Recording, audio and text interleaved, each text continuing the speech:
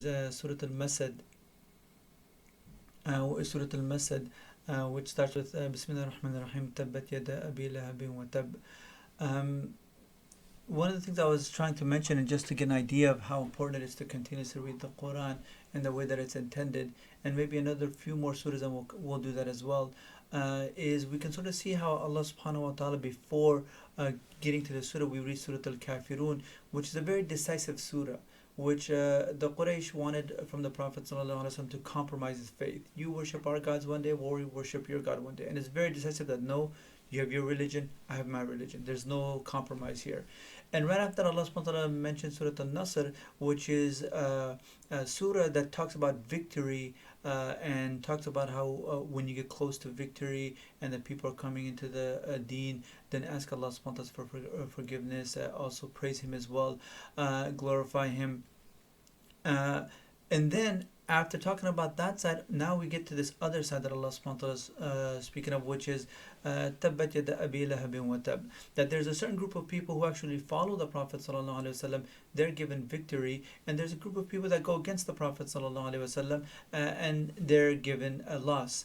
So this surah revolves around Abu Lahab, which was one of the uncle of the Prophet sallallahu alaihi wasallam, and you will see that throughout the Quran there are a lot of people that had a lot of enmity towards the Prophet sallallahu alaihi wasallam, like Abu Jahl.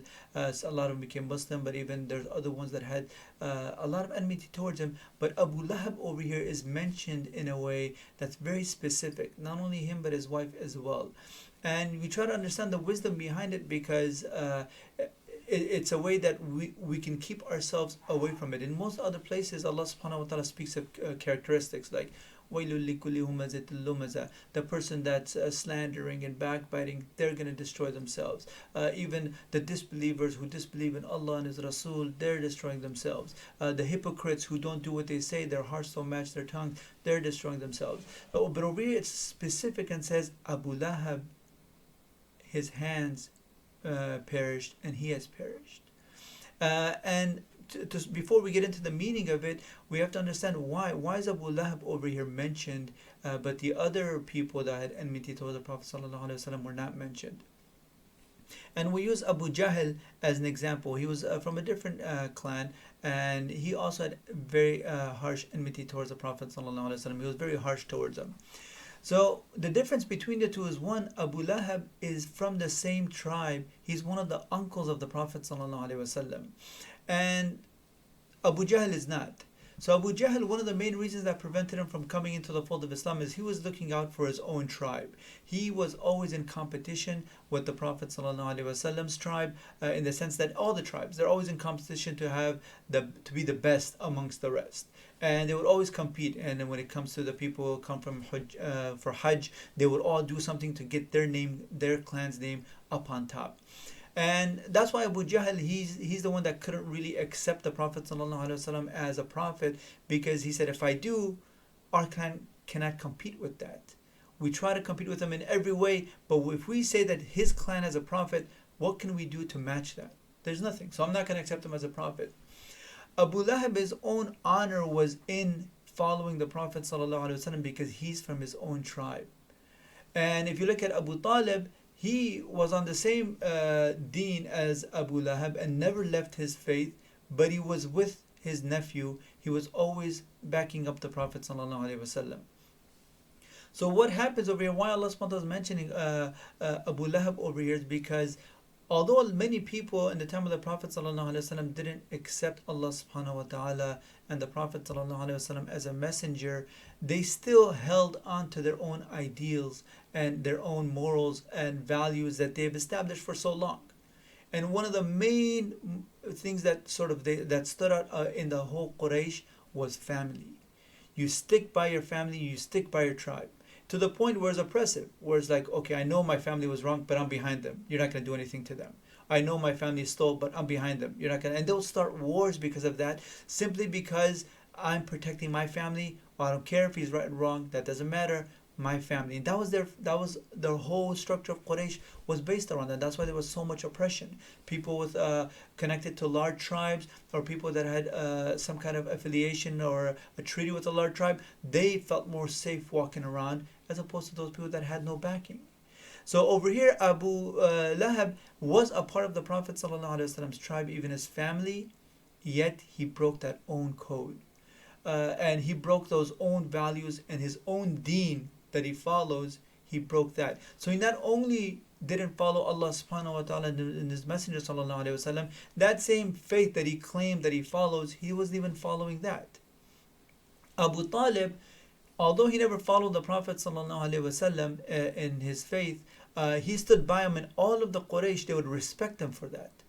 They would say, this man is a man of their religion. Whereas Abu Lahab was sort of being used in the sense that Abu Jahl knows who he is, and he's just like, listen, we need this guy on our side. If we lose him, we're really going to lose a lot, and we'll get overpowered. So he kept pushing and making Abu Lahab even angry at times so that he never loses his backing. So he's almost being used by other people when his own honor, his own family is right there that he could just stand next to and get that same honor that the Prophet ﷺ had. And the Prophet ﷺ promised him that. But it was at first instance where there's different stories. The Prophet ﷺ called in one narration all of his tribe, the close tribes that are with him, from his family that are real close to him, and Abu Lahab was amongst them. And he called them and said, in one narration, if I told you that an army was coming behind this mountain, would you guys believe me? They said, of course. They know who he is. You're the most truthful one. You're the Sadiq al-Amin, the most trustworthy one. And then he said, then I'm warning you of a tormentful punishment. And the only way that I can help you is if you believe in Allah and say that He is one. And the first words that come out of Abu Lahab is Tabballak. Is this why you call this? May you be destroyed. And that's why then this surah was revealed. In another narration, he invited him to a dinner. And there's a couple of different narrations, but all of them, Abu Lahab made this bad dua against the Prophet ﷺ, and then Allah subhanahu wa ta'ala revealed the surah, the note, Tabbat Yada Abi Lahab. Now, one of the things that we look at, if you look at Allah subhanahu wa ta'ala tells us, the Prophet sallallahu alaihi wasallam, when it comes to compromising the faith, he said, قُلْ يَا أَيُّهَا الْكَافِرُونَ, say to them that no, oh disbelievers, I'm not going to compromise. You worship what you want to worship, I worship what I want to worship. And then it's قُلْ هُوَ اللَّهُ أَحَدٌ. When they asked them and they said, oh wait, describe us to Allah, say Allah. So one question that arises amongst the scholars, they said, why didn't Allah subhanahu wa ta'ala just tell the Prophet sallallahu alaihi wasallam, قُلْ تَبَّتْ يَدَ أَبِي لَهَبٍ. Because over here, the Prophet, Allah subhanahu wa ta'ala is telling the Prophet sallallahu alaihi wasallam that do not worry about this. And I'm not going to ever, Allah subhanahu wa ta'ala will never command the Prophet sallallahu alaihi wasallam or anyone to sever ties. But over here, Abu Lahab went after the Prophet sallallahu alaihi wasallam to such an extent that he would constantly follow him, saying this person is Majnoon, I'm his uncle, don't listen to him. And everybody would be like, oh, that's his uncle, that's like the position of a father. I mean, if that's the uncle, we got to believe him. And even others will be like, oh, okay, we believe you, but I want to see him first. Let me see what he has to say, because all these rumors are going out that there's this guy saying this, and he would come up with other excuses. Well, we're in the process of trying to remove the insanity that's within him, the jinn that's within him. You can't see him. Any kind of excuse that he could come up that would get people to run away from the Prophet ﷺ, he would do so, defaming him, name calling, whatever it could be. To the point where it was threatening also, where even the Prophet ﷺ was threatened by not only him but by his wife as well, Abu Lahab's wife. So they had this real enmity towards the Prophet ﷺ, and Allah subhanahu wa ta'ala told them, this is Allah subhanahu wa ta'ala telling Abu Lahab, no, it's your hands that are destroyed. And what scholars they say is that the first one, when it says Tabbat Yada Abi Lahab, is the first one is sort of like a dua that may the hands of Abu Lahab perish. And then the second part, Watab, means he's perished.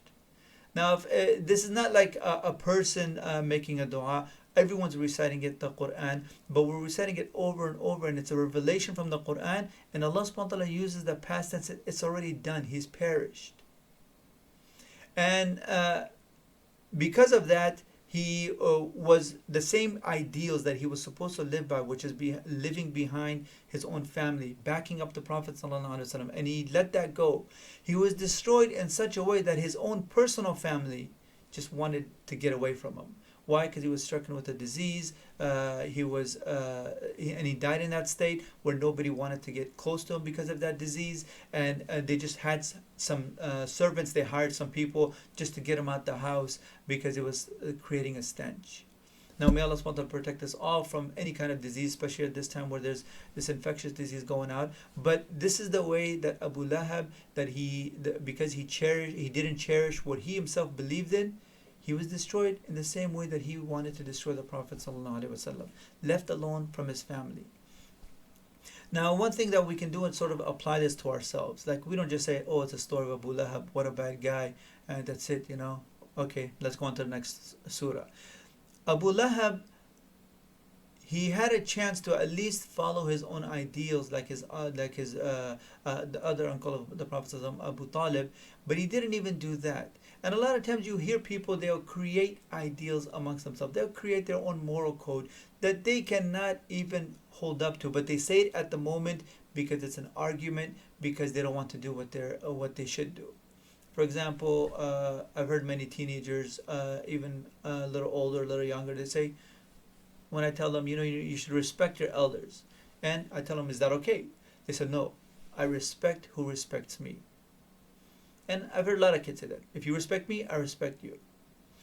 That's not, first of all, something that a Muslim goes by, because in Islam, we respect everyone and everything, even an animal. There's no disrespect anywhere, even to somebody who doesn't worship Allah subhanahu wa ta'ala. Allah subhanahu wa ta'ala says, do not curse their God.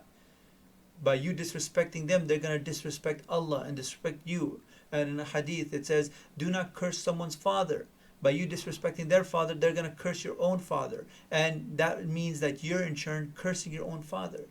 So we respect everyone and everything, but there's a special level of respect that we should have for our elders. But even for that, if we say that if you respect me, I respect you, do we really do that though? Or is it just at the moment? Because there's a lot of times where we may show a level of disrespect when there was no disrespect shown to us. So we have to be very careful that when we create such ideals or morals that we want to live by, that we stand up to them. And obviously we don't want to stand anything that's for against Islam, but make sure that we don't just say things just to say things for the sake of arguing. So anyway, continuing with the surah, may the hands of Abu Lahab be destroyed, and he is destroyed. سيصلى ما أغنى عنه ماله وما كسب.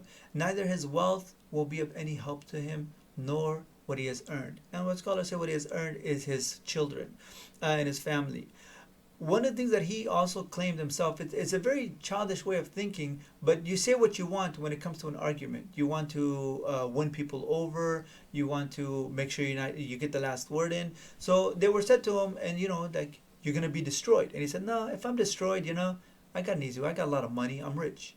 And not only that, but I got a lot of kids. I just give them up for ransom and save myself. But it doesn't work that way. We can't just say things. And people actually believe, like, oh, yeah, you're right. There's even an ayah in the Quran where it says, عَلَيْهَا تِسْعَةَ عَشَرٍ, that upon it there's 19. In other words, upon the hellfire, there's 19 angels as guardians. And right away, the Quraysh, they're like, well, wait, we're more than 100. If we go into hellfire, we'll just fight our way out. It's simple as that. 1, 2, 3. Don't worry about it, you guys. Stick with us. We got your backs. And it's just a way of just saying whatever there is needed to just get these people to stay with you and remove that kind of doubt, whether it's a lie, whether it's something that's needed. So he claimed the same thing, and Allah said it's not going to be of any benefit. It's not going to be of any help to him. In fact, it's the exact opposite. سَيَصْلَى نَارًا ذَاتَ لَهَبٍ. He's going to come to be entered into a fire where it's filled with sparks and flames. And you look at his name, the nickname that was given to him was Abu Lahab, and over here Dhat Lahab, that has flames. And he had this flaring kind of face to him when he would get mad. He was a person that would get angry very easily. And not only that, but it also rhymes with the fact that he's fiery, but he's entering into a fiery abode. And not only that, but it's also his wife. His wife in the same boat, that she was not like a passive or a soft woman. She was the sister of Abu Sufyan, which was the leader of the Quraysh. She was a very strong She had strong personality. She was a very strong woman, to the point where as soon as she heard the surah revealed, she went out with a rock in her hand. She said, I'm going to hit the Prophet ﷺ with this rock. And Abu Bakr radiallahu anhu was with the Prophet ﷺ in front of next to the Kaaba, sitting down, and she came, and Abu Bakr then said, "Oh Prophet of Allah, I don't want anything to happen." He said, "Don't worry, she's not going to see me." She came right in front of Abu Bakr, and she's with the rock in her hand, and Abu Bakr then said, the Prophet ﷺ recited something. And she came, she said, "Oh Abu Bakr, your friend is cursing us and putting us down as Quraysh, putting me down." And Abu Bakr then says, "No, wallahi, the Prophet ﷺ is not putting you down." And he's not lying, because the Prophet ﷺ never said anything bad about anyone in these kinds of situations. This is, first of all, Allah subhanahu wa ta'ala backing up the Prophet ﷺ and not putting them down, but in the sense that they themselves are destroying themselves. They have so much enmity towards the Prophet ﷺ that they end up destroying themselves. And she walked away, not even seeing the Prophet ﷺ there.